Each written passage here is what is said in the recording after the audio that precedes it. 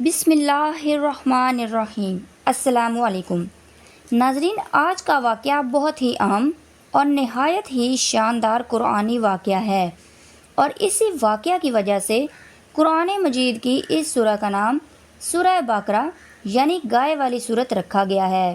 Video میں آگے بڑھنے سے پہلے اگر آپ میرے چینل پر نئے ہیں تو پلیز میرے چینل اسلامک سٹوری باکس کو سبسکرائب کر دیجئے۔ تو ناظرین، واقعہ کچھ یوں ہے کہ بنی اسرائیل میں ایک بہت ہی نیک اور صالح بزرگ تھے، اور ان کا ایک ہی بچہ تھا جو نابالغ تھا، اور ان کے پاس فقط ایک ہی گائے کی بچیا تھی۔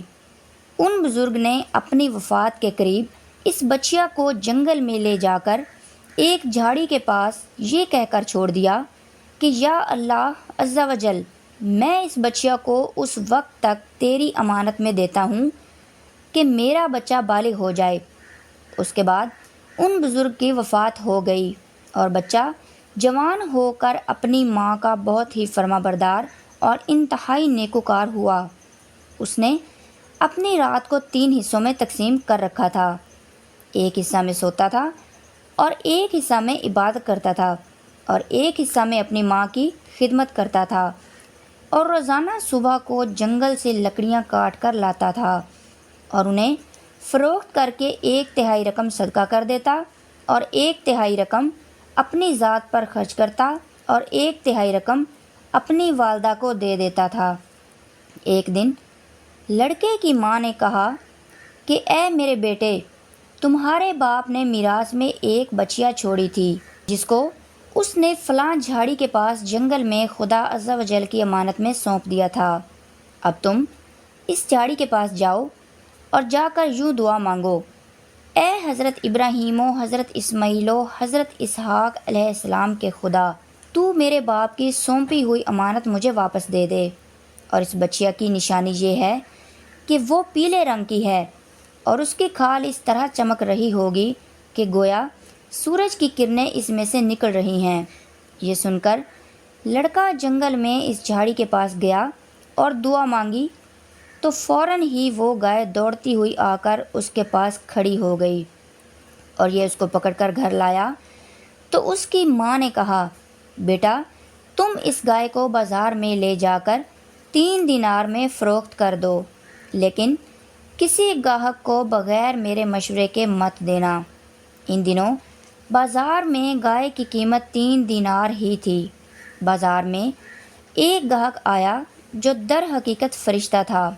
اس نے کہا کہ میں گائے کی قیمت 3 دینار سے زیادہ دوں گا، مگر تم ماں سے مشورہ کیے بغیر گائے میرے ہاتھ فروخت کر دو۔ لڑکے نے کہا کہ تم خواہ کتنی بھی قیمت دے دو، مگر میں اپنی ماں سے مشورہ کیے بغیر ہرگز اس گائے کو نہیں بیچوں گا۔ لڑکے نے ماں سے سارا ماجرا بیان کیا، تو ماں نے کہا کہ یہ گاہک شاید کوئی فرشتہ ہو، تو اے بیٹے، تم اس سے مشورہ کرو کہ ہم اس گائے کو ابھی فروخت کریں یا نہ کریں۔ چنانچہ اس لڑکے نے بازار میں جب اس گاہک سے مشورہ کیا تو اس نے کہا کہ ابھی تم اس گائے کو نہ فروخت کرو، آئندہ اس گائے کو حضرت موسیٰ علیہ السلام کے لوگ خریدیں گے، تو تم اس گائے کے چمڑے میں سونا بھر کر اس گائے کی قیمت طلب کرنا، تو وہ لوگ اتنی ہی قیمت دے کر گائے خریدیں گے۔ چنانچہ چند ہی دنوں کے بعد بنی اسرائیل کے ایک بہت ہی مالدار آدمی جس کا نام عامیل تھا، اس کے چچا کے دونوں لڑکوں نے اسے قتل کر دیا اور اس کی لاش کو ایک ویرانے میں ڈال دیا۔ صبح کو قاتل کی تلاش شروع ہوئی، مگر جب کوئی سراغ نہ ملا تو کچھ لوگ حضرت موسیٰ علیہ السلام کی خدمت میں حاضر ہوئے اور قاتل کا پتہ پوچھا، تو آپ علیہ السلام نے فرمایا کہ تم لوگ ایک گائے ذبح کرو اور اس کی زبان یا دم کی ہڈی سے لاش کو مارو، تو وہ زندہ ہو کر خود ہی اپنے قاتل کا نام بتا دے گا۔ یہ سن کر بنی اسرائیل نے گائے کے رنگ، اس کی عمر وغیرہ کے بارے میں بحث و کریز شروع کر دی، اور بلاخر جب وہ اچھی طرح سمجھ گئے کہ فلاں قسم کی گائے چاہیے تو ایسی ہی گائے کی تلاش شروع کر دی، یہاں تک کہ جب یہ لوگ اس لڑکے کی گائے کے پاس پہنچے تو ہو بہو یہ ایسی ہی گائے تھی جس کی ان لوگوں کو ضرورت تھی۔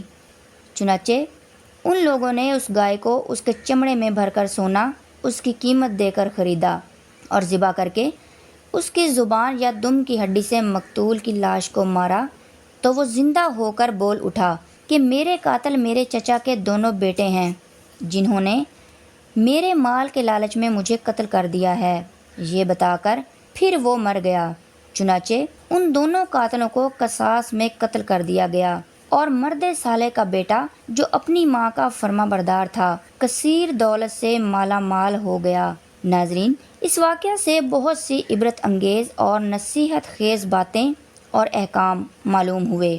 ان میں سے چند یہ ہیں جو یاد رکھنے کے قابل ہیں۔ نمبر 1، خدا کے نیک بندوں کے چھوڑے ہوئے مال میں بڑی خیر و برکت ہوتی ہے۔